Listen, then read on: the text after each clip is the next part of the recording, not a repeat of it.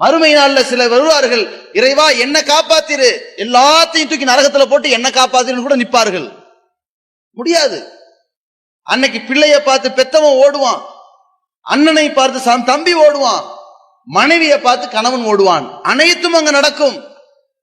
அந்த நாளில் லிக்குல்லிம்ரியும் மின்ஹும் யௌம இதின் ஷஅனு யூனி, அவனுக்கு உள்ள விஷயமே அவனுக்கு பெருசா தெரியும். நமக்கு என்ன நடக்க போது தெரியல, இதுல பக்கத்துல இவனுக்கு வேற என்ன பண்றது? மறுமையாதான்.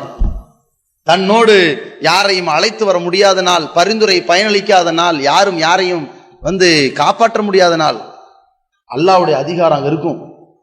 அந்த இடத்துல அவன் தான் முடிவெடுப்பான், என்ன நடத்தணும் அவன் தான் தீர்மானிப்பான். அந்த நாளில் நாம் தப்பிக்க வேண்டும் என்றால் அதற்கு ஒரே ஒரு இலக்கு, இந்த துன்யாவை தற்காலிகமானதாக நினைக்க வேண்டும், இது சோதனை பூமியாக நினைக்க வேண்டும். இதில் நல்லவர்களாக வாழ்ந்தால் மறுமையில் நிரந்தரமான நிலையான ஒரு வாழ்க்கை